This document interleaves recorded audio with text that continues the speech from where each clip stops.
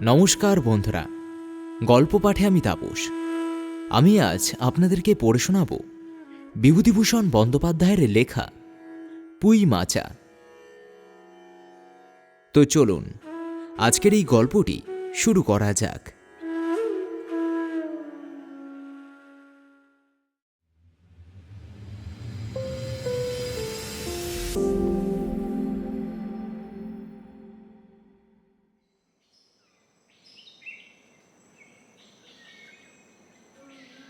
শয়েহরি চাটুজ্জে উঠোনে পা দিয়ে স্ত্রীকে বলল, একটা বড় বাটি কি ঘটি যা হয় কিছু দাও তো।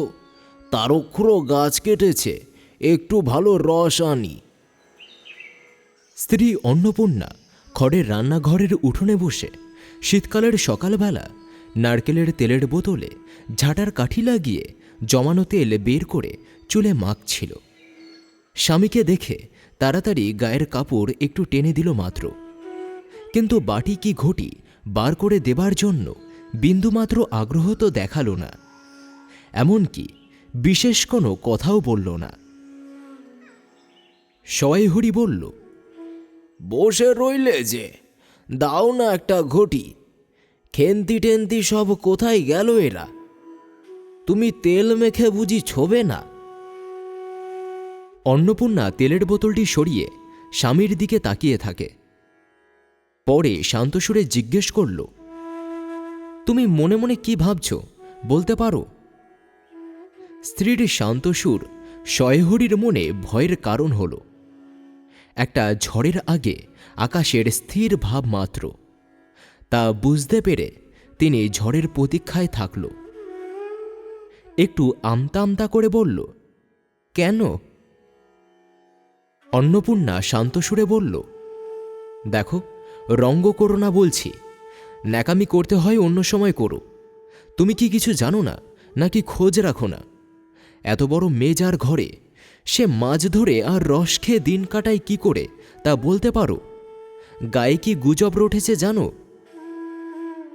শয়েহরি আশ্চর্য হয়ে জিজ্ঞেস করল, কেন, কি গুজব? কি গুজব জিজ্ঞাসা করো গিয়ে চৌধুরীদের বাড়ি। কেবল বাগদিদুলে পাড়ায় ঘুরে বেড়ালে ভদ্রলোকের গায়ে বাস করা যায় না। সমাজে থাকতে হলে সেই নিয়ম মানতে হয়। শয়েহরি বিস্মিত হয়ে বলতে যাচ্ছিল, তার আগেই অন্নপূর্ণা বলে উঠল, এক ঘরে করবে গো তোমাকে। কালে চৌধুরীদের চণ্ডীমণ্ডপে এসব কথা হয়েছে। আমাদের হাতের ছোঁয়া জল আর কেউ খাবে না। আশীর্বাদ হয়ে মেয়ের বিয়ে হলো না, ও নাকি উচ্চগণ্ডা করা মেয়ে। গায়ের কোনো কাজে তোমাকে আর কেউ যেতে বলবে না। যাও, ভালোই হয়েছে তোমার। এখন গিয়ে দুলেবাড়ি বাগদিবাড়ি উঠে বসে দিন কাটাও। শয়েহরি তাচ্ছিলের ভাব প্রকাশ করে বলল, এই আমি বলি না জানি কি ব্যাপার। এক ঘরে, সবাই এক ঘরে করেছে, এবার বাকি আছে কালীময় ঠাকুর। ও! অন্নপূর্ণা তেলে বেগুনে জ্বলে উঠলেন। কেন, তোমাকে একঘরে করতে বেশি কিছু লাগে নাকি? তুমি কি সমাজের মাথা, না একজন মাতব্বর লোক? চাল নেই, চুলো নেই, চৌধুরীরা তোমায় একঘরে করবে, তার এমন কঠিন কথা কি? আর সত্যিই তো, একদিকে ধাড়ি মেয়ে হয়ে উঠল। হঠাৎ স্বর নামিয়ে বলল, হলো যে 15 বছরের, বাইরে কমিয়ে বলে বেড়ালে কি হবে? লোকের চোখ নেই। পুনরায় গলা উঠিয়ে বলল, না বিয়ে দেবার গা, না কিছু। আমি কি যাব পাত্র ঠিক করতে? যতক্ষণ স্ত্রীর সামনে থাকবে ততক্ষণ স্ত্রীর গলার সুর কমবার কোনো সম্ভাবনা নেই। বুঝে শয়েহরি উঠোন থেকে তাড়াতাড়ি একটি কাঁসার বাটি উঠিয়ে দরজা লক্ষ্য করে বেরিয়ে গেল। কিন্তু হঠাৎ থেমে আনন্দপূর্ণ স্বরে বলে উঠলেন, এসব কি রে খেন্তিমা? এসব কোথা থেকে আনলি? 14-15 বছরের একটি মেয়ে আর ছোট ছোট দুটি মেয়েকে নিয়ে বাড়িতে ঢুকল। তার হাতে এক বোঝা পুঁই শাক। ডাঁটাগুলো মোটা ও হলদে হলদে। চেহারা দেখে মনে হয় কারো পাকা পুঁই গাছ উপড়ে ফেলে উঠোনের জঙ্গল তুলে দিয়েছিল। মেয়েটি তাদের উঠোনের জঙ্গল তুলে এনেছে। ছোট মেয়ে দুটির মধ্যে একজনের হাত খালি, অপরটির হাতে গোটা 2-3টে পুঁই পাতা জড়ানো কোনো দ্রব্য। বড় মেয়েটি খুব লম্বা, গোলগাল চেহারা, মাথার চুলগুলো রুক্ষ ও অগোছালো, বাতাসে উড়ছে। মুখটা খুব বড়, চোখ দুটো ডাগর ডাগর ও শান্ত। সরু সরু কাচের চুড়িগুলো 2 পয়সা ডজনের একটি সেফটি পিন দিয়ে আটকানো। পিনটার বয়স খুঁজতে গেলে প্রাগ ঐতিহাসিক যুগে গিয়ে পড়তে হয়। এই বড় মেয়েটির নাম খেন্তি। সে তাড়াতাড়ি পিছন ফিরে পুঁই পাতা জড়ানো দ্রব্যটি মেলে বলল, চিংড়ি মাছ বাবা, গয়াখুড়ির কাছ থেকে রাস্তায় নিলাম, দিতে চায় না, বলে তোমার বাবার কাছে 2 পয়সা বাকি আছে। আমি বললাম, দাও গয়া পিসি, আমার বাবা কি তোমার 2 পয়সা নিয়ে পালিয়ে যাবে? আর এই পুঁইশাকগুলো ঘাটের ধারের রায় কাকা বলল, নিয়ে যা, কেমন মোটা মোটা। অন্নপূর্ণা উঠোন থেকে অত্যন্ত ঝাঁজের সাথে চিৎকার করে বলল, নিয়ে যা, আহা কি অমৃত তোমায় তারা দিয়েছে। পাকা পুইডাটা কাঠ হয়ে গিয়েছে, 2 দিন পরে ফেলে দিত, নিয়ে যা। আর উনি তখন আগাছা উঠিয়ে নিয়ে এসেছে। ভালোই হয়েছে, তাদের আর নিজেদের কষ্ট করে কাটতে হলো না। যত পাথুরের বোকা সব মরতে আসে আমার ঘাড়ে। ধাড়ি মেয়ে, বলে দিয়েছি না তোমায়, বাড়ির বাইরে কোথাও পা দিও না। লজ্জা করে না এপাড়া সেপাড়া করে বেড়াও। বিয়ে হলে যে 4 ছেলের মা হতে, খাওয়ার নামে আর জ্ঞান থাকে না। কোথায় শাক, কোথায় বেগুন, আর একজন বেড়াচ্ছেন কোথায় রস, কোথায় ছাই। কোথায় পাস, ফেল বলছি। মেয়েটি শান্ত, অথচ ভয়ে মার দিকে চেয়ে হাতের বাঁধন আলগা করে দিল। পুঁইশাকের বোঝা মাটিতে পড়ে গেল। অন্নপূর্ণা বকা দিয়ে বলল, ফের যদি বাড়ির বাইরে দেখেছি তবে ঠ্যাং খোড়া করে দেব। বোঝা মাটিতে পড়ে গেল। ছোট মেয়েটি কলের পুতুলের মতো সেগুলো তুলে নিয়ে যাচ্ছিল, কিন্তু অত ছোট মেয়ে অত বড় বোঝা আঁকড়াতে পারল না। শয়েহুড়ির ছেলেমেয়েরা তাদের মাকে অত্যন্ত ভয় করত। শয়েহুড়ি আমতামতা করে বলল, তাই এনেছে ছেলে মানুষ খাবে বলে, তুমি আবার বরং।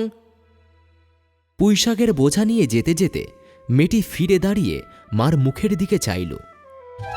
অন্নপূর্ণা তার দিকে তাকিয়ে বলল, না না, নিয়ে যা, খেতে হবে না। মেয়ে মানুষের আবার অত নোলা কিসের? এক পাড়া থেকে আরেক পাড়া নিয়ে আসবে 2 পাকা পুঁইশাক ভিক্ষে করে। যা, তুই যা, বনে দিয়ে আয়। শয়েহুড়ি বড় মেয়ের মুখের দিকে তাকিয়ে দেখল তার চোখ দুটো জলে ভরে এসেছে। তার মনে বড় কষ্ট হল, কিন্তু মেয়ের যতই স্বাদের জিনিস হোক, পুঁইশাকের পক্ষ অবলম্বন করে দুপুরবেলা স্ত্রীকে চটাতে সাহস হল না। নিঃশব্দে বাইরে চলে গেল।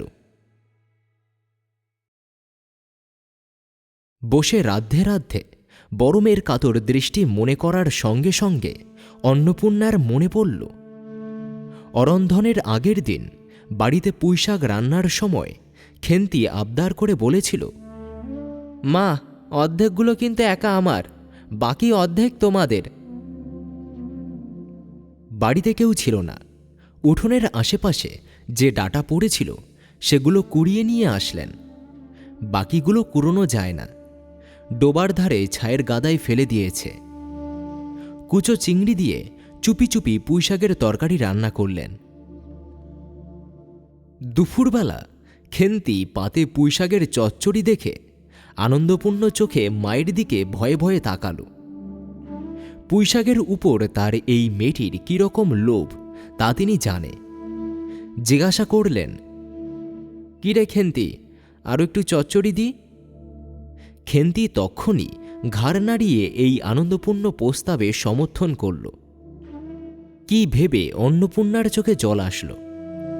চাপতে গিয়ে তিনি চোখ উঁচু করে চালের বাতায় গোজা ডালা থেকে শুকনো লঙ্কা পড়তে লাগল। কালীমায়ের চণ্ডীমণ্ডপে সেদিন বিকেলবেলায় শয়েহরির ডাক পড়ল। সংক্ষিপ্ত ভূমিকা ফাঁদবার পর কালীময় উত্তেজিত সুরে বলল, সেসব দিন কি আর আছে ভায়া? এই ধরো কেষ্ট মুখুজ্জের স্বভাব, অবশেষে কিনা হরির ছেলেকে ধরে মেয়ের বিয়ে দেয়, তবে রক্ষে। বেশি দূরে যাই কেন, এই যে তোমার মেয়েটি 13 বছরের। সবাই হরি বাধা দিয়ে বলতে গেল, এই শ্রাবণে 13। আহা, 13 আর 16-র তফাৎ কি শুনি? আর সে 13ই হোক, চাই 16ই হোক, চাই 85ই হোক, তাতে আমাদের দরকার নেই। সে তোমার হিসেব তোমার কাছে, কিন্তু পাত্রের আশীর্বাদ হয়ে গেল। তুমি বেঁকে বসলে কি জন্য শুনি? ও তো একরকম উচ্চগণ্ডা করা মেয়ে। আশীর্বাদ হওয়াও যা, বিয়ে হওয়াও তা, 7 পাকের যা বাকি। এই তো সমাজে বসে এসব কাজগুলো তুমি করবে, আর আমরা বসে বসে দেখব। এ তুমি মনে ভেবো না। সমাজের বামুনদের যদি জাত মারবার ইচ্ছে না থাকে, মেয়ের বিয়ের বন্দোবস্ত করে ফেলো। রাজপুত্র না হলে কি পাত্র মেলে না? গরিব মানুষ দিতে থুতে পারবে না বলেই শ্রীমন্ত মজুমদারের ছেলেকে ঠিক করে দিলাম। লেখাপড়া নাই বা জানলো, জজ ম্যাজিস্ট্রার না হলে কি মানুষ হয় না? দিব্যি বাড়ি বাগান পুকুর। শুনলাম এবার নাকি 20 জমিতে আমন ধানও করেছে। ব্যাস রাজার হাল। 2 ভাইয়ের অভাব কি? ইতিহাস হচ্ছে যে মণিগাঁয়ের মজুমদার মহাশয়ের পুত্রটি কালিময় ঠিক করে দেয়। কেন কালিময় মাথা ব্যথা করে শয়হরির মেয়ের বিয়ের সম্বন্ধ মজুমদার মহাশয়ের ছেলের সঙ্গে ঠিক করতে গেলেন, তার কারণ নির্দেশ করতে গিয়ে কেউ কেউ বলল যে কালিময় নাকি মজুমদার মহাশয়ের কাছে অনেক টাকা ধার আছে, অনেক দিনের সুদ বাকি, নালিশ হবে। এ গুজব যে শুধু আবন্তর তা শুধু নয়, এর কোনো ভিত্তি আছে বলে মনে হয় না। এটা দুষ্টপক্ষের রটনা মাত্র। পাত্রপক্ষ আশীর্বাদ করার দিন কয়েক পরে শয়হরি টের পায় পাত্রটি কয়েক মাস আগে নিজের গ্রামে কি একটা করবার জন্য গ্রামের কুম্ভকার বধূর আত্মীয় স্বজনের হাতে মার খেয়ে কিছুদিন নাকি শয্যাগত ছিল। এরকম পাত্রের কাছে মেয়ে দেবার প্রস্তাব মনের মতো না হওয়ায় শয়হরি সে সম্বন্ধ ভেঙে দিল। দিন 2 পরের কথা। সকালে উঠে শয়হরি উঠোনের বাতাবি লেবুর গাছের ফাঁক দিয়ে যেটুকু রোদ এসেছিল তার তাপে বসে আপন মনে তামাক টানছে। বরমে খেন্তি এসে চুপি চুপি বলল, বাবা যাবে না? মা ঘাটে গেল। শয়হরি একবার বাড়ির পাশে ঘাটের দিকে কি জানি কেন চেয়ে দেখল। আস্তে আস্তে বলল, যা শীঘ্রই শাবলখানা নিয়ে আয় দেখি। কথা শেষ করে তিনি জোরে জোরে তামাক টানতে লাগল। এর মধ্যে বড় ভারী একটি লোহার শাবল 2 হাত দিয়ে আঁকড়ে ধরে খেন্তি আসল। এদের ভাব দেখে মনে হলো কারো ঘরে শীত দেবার উদ্দেশ্যে চলেছে। অন্নপূর্ণা স্নান করে সবে কাপড় ছেড়ে উনুন ধরাবার জোগাড় করছে। মুখুজ্জ বাড়ির ছোট খুকি দুর্গা এসে বলল, খুড়িমা, মা বলে দিল খুড়িমাকে গিয়ে বল মা ছোবে না, তুমি আমাদের নবান্নটা মেখে আর ইতুর ঘটগুলো বার করে দিয়ে আসবে। মুখুজ্জবাড়ি ও পাড়ায় যাবার পথে বাধারে এক জায়গায় শ্যাওরা, বনভাট, রাংচিতা, বনচালতা গাছের ঘন বন। শীতের সকালে এক প্রকার লতাপাতার ঘন গন্ধ বন হতে বের হচ্ছিল। একটা লেজ্জোলা হলদে পাখি আমড়া গাছের এডাল থেকে ওডালে যাচ্ছে। দুর্গা আঙুল দিয়ে দেখিয়ে বলল, খুড়িমা, এই যে কেমন পাখিটা। পাখি দেখতে গিয়ে অন্নপূর্ণা কিন্তু আরও একটা জিনিস লক্ষ্য করলেন। ঘন বনটার মধ্যে কোথায় এতক্ষণ খুব খুব করে একটা আওয়াজ হচ্ছিল, কে যেন কি খুঁড়ছে। দুর্গার কথার পরেই হঠাৎ সেটা বন্ধ হয়ে গেল। অন্নপূর্ণা সেখানে খানিকক্ষণ থমকে দাঁড়িয়ে পরে চলতে আরম্ভ করল। কাজ করে ফিরতে অন্নপূর্ণার দেরি হলো। দেখলেন খেন্তি উঠোনে রোদে বসে তেলের বাটির সামনে নিয়ে খোপা খুলছে। তিনি তীক্ষ্ণ দৃষ্টিতে মেয়ের দিকে তাকিয়ে রান্নাঘরে গিয়ে উনুন ধরাবার আয়োজন করতে লাগল। মেয়েকে বলল, এখনো স্নান করতে যাসনি? কোথায় ছিলি এতক্ষণ? খেন্তি তাড়াতাড়ি উত্তর দিল, এই যাই মা, এক্ষুনি যাব আর আসব। খেন্তি স্নান করতে যাবার একটু পরেই শয়হুরি 15-16 সের ভারী একটা মেটে আলু ঘাড়ে করে কোথা থেকে এসে উপস্থিত হল এবং সামনে স্ত্রীকে দেখে বলে উঠল, ওই পাড়ার ময়সা চৌকিদার রোজই বলে, কর্তা ঠাকুর, তোমার বাপ থাকতে তবু মাসে মাসে এদিকে তোমাদের পায়ের ধুলো পড়তো, তা আজকাল তো তোমরা আর আসো না। এই বেড়ার গায়ে মেটে আলু করে রেখেছি। অন্নপূর্ণা স্বামীর দিকে চেয়ে বলল, বড়জোপোতার বনের মধ্যে বসে খানিক আগে কি করছিলে শুনি? সহায় হরি অবাক হয়ে বলল, আমি কখনো না। সহায় হরির ভাব দেখে মনে হল তিনি এইমাত্র আকাশ থেকে পড়েছে।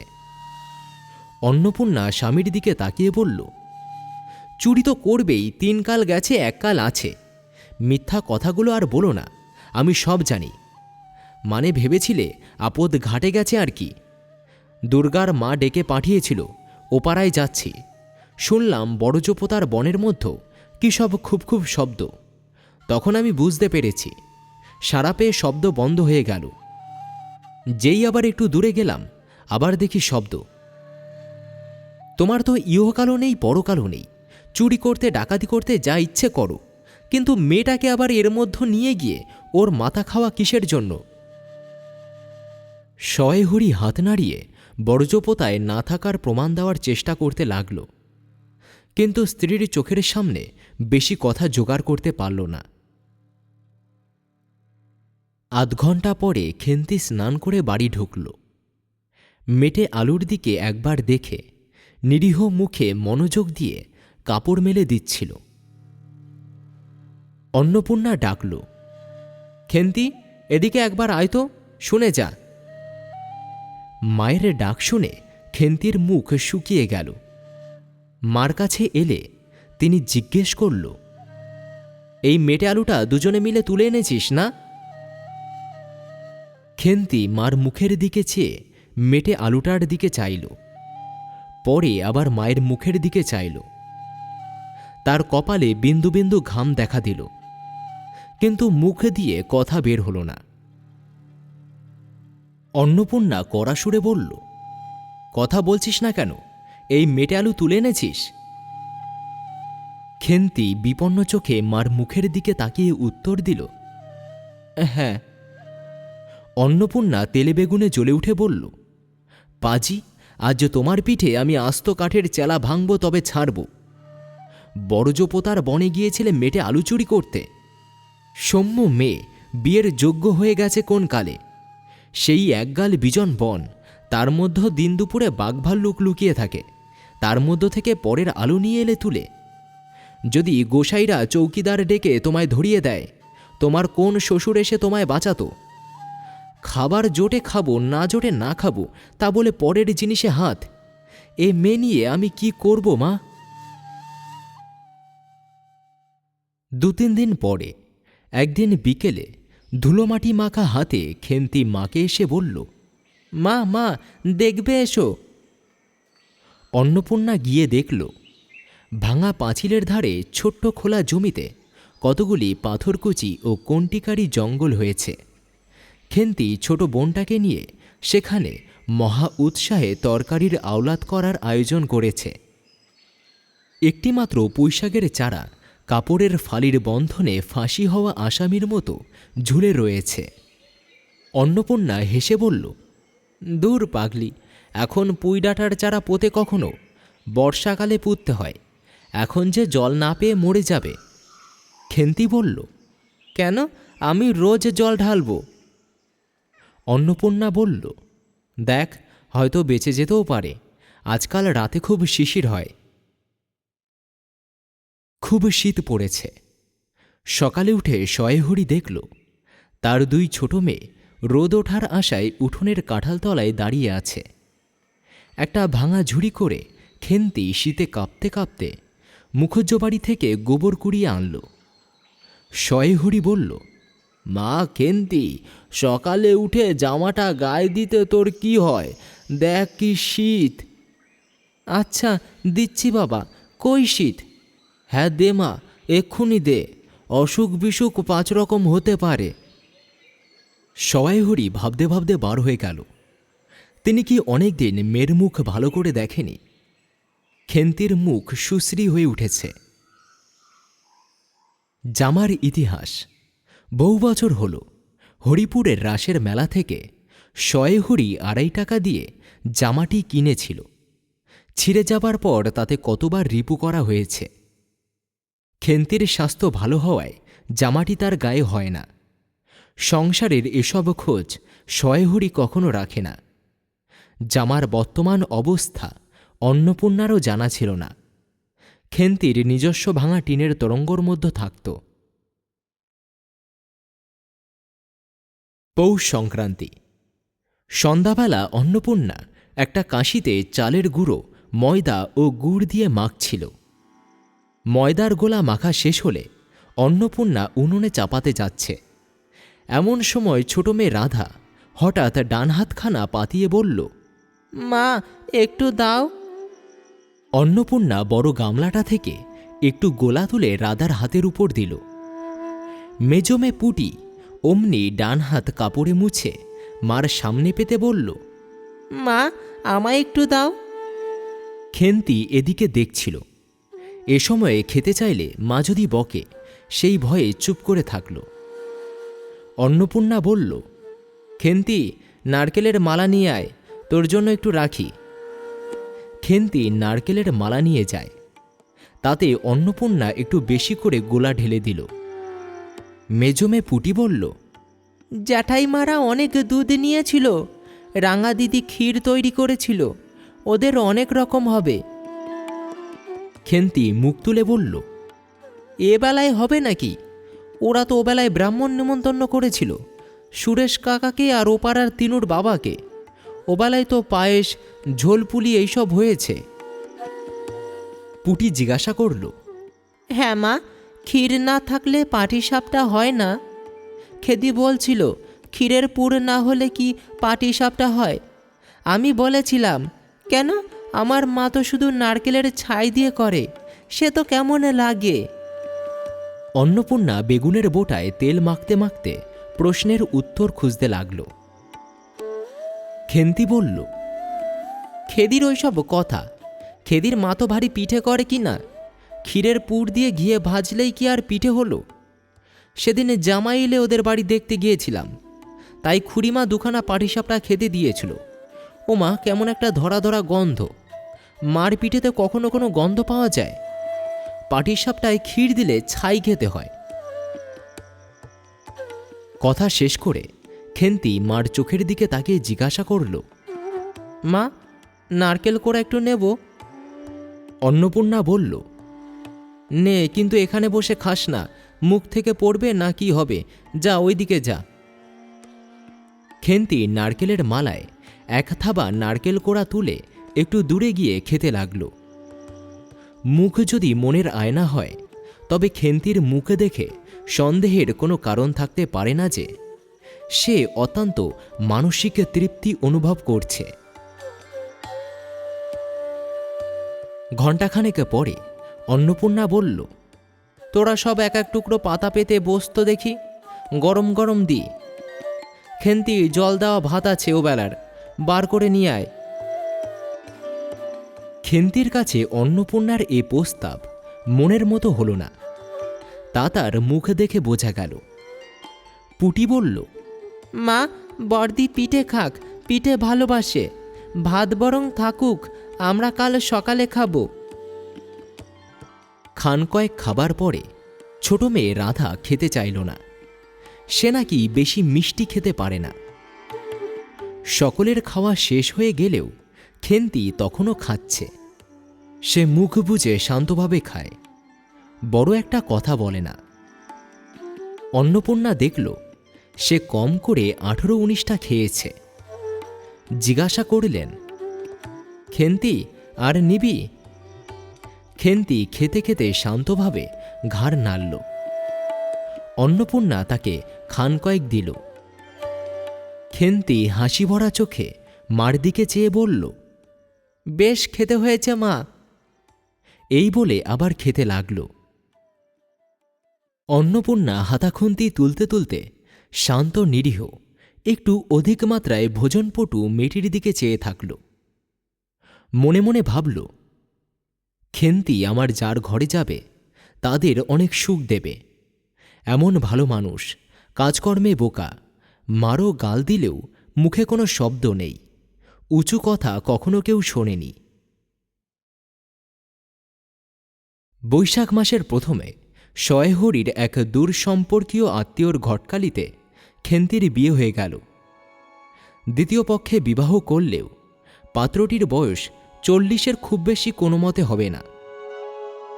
প্রথমে অন্নপূর্ণা রাজি ছিল না, কিন্তু পাত্রটির শহর অঞ্চলে বাড়ি, সিলেটে চুন ও ইটের ব্যবসা করে নাকি 2 পয়সা করেছে। এরকম পাত্র হঠাৎ পাওয়া বড় দুর্ঘটক কিনা। জামাইয়ের বয়স একটু বেশি। প্রথমে অন্নপূর্ণা জামাইয়ের সামনে বার হতে একটু সংকোচ বোধ করছিল।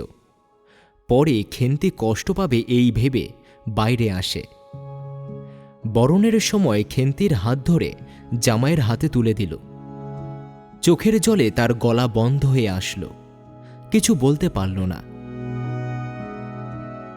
বাড়ির বাইরে আমলকি তলায় বরের পালকি নামালো। অন্নপূর্ণা চেয়ে দেখল বেড়ার ধারে নীল রঙের মেদি ফুলের গুচ্ছগুলি যেখানে নত হয়ে আছে, খেন্তির কম দামের বালুচরের রাঙা চেলির আঁচলখানা পালকির বাইরে লুটিয়েছিল। তার এই অত্যন্ত অগোছালো, অত্যন্ত নিরীহ, একটু অধিক মাত্রায় ভোজনপটু মেয়েটিকে পরের ঘরের অপরিচিত মহলে পাঠাতে তার ভয় হচ্ছিল। খেন্তিকে কি অপরে ঠিক বুঝবে? যাবার সময় খেন্তি চোখের জলে ভাসিয়ে সান্ত্বনার সুরে বলেছিল, মা, আমায় আষাঢ় মাসে এনো, বাবাকে পাঠিয়ে দিও, 2 মাস তো। ওপাড়ার ঠান্দিদি বলল, তোর বাবা তোর বাড়ি যাবে কেন রে? আগে নাতি হোক তবে তো। খেন্তির মুখ লজ্জায় রাঙা হয়ে উঠল।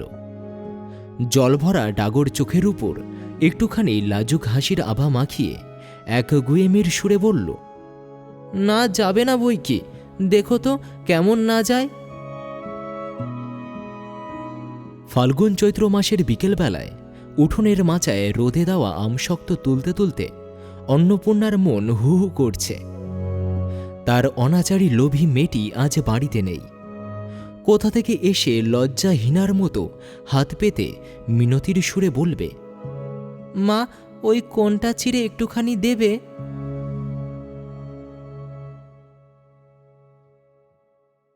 এক বছরের উপর হয়েছে। আষাঢ় মাস, বর্ষা নেমেছে। ঘরের উঠোনে বসে সহায়হরি প্রতিবেশী বিষ্ণু সরকারের সাথে কথা বলছে। সহায়হরি তামাক সাজাতে সাজাতে বলল, আমাদের অবস্থার লোকের ওর চেয়ে ভালো আর কি জুটবে। বিষ্ণু সরকার তালপাতার চাটাইয়ের উপর উবু হয়ে বসেছিল। দূর থেকে দেখে মনে হবে তিনি রুটি করবার জন্য ময়দা মাখাচ্ছে। গলা পরিষ্কার করে বলল, আমি যা দেব নগদ দেব। তোমার মেয়ের হয়েছিল কি? সহায়হরি 5-6টা টান দিয়ে কাস্তে কাস্তে বলল,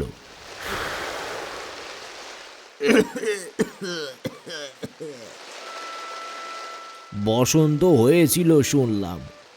250 আন্দাজ টাকা বাকি ছিল। বলল, ও টাকা আগে দাও, তবে মেয়ে নিয়ে যাও, একেবারে চামার। তারপর বললাম, টাকাটা ধারে ধারে দিচ্ছি, পুজোর তত্ত্ব কম করেও 30 টাকার কমে হবে না ভেবে দেখলাম। মেয়ের নানা নিন্দে ওঠালো, ছোট লোকের মেয়ের মতো চাল, হাবাতে ঘরের মতো খাই খাই, আরও কত কি। পৌষ মাসে দেখতে গেলাম, মেয়েটাকে ফেলে থাকতে পারলাম না, বুঝলে? শয়হরি হঠাৎ কথা বন্ধ করে জোরে জোরে হুকোয় টান দিতে লাগল।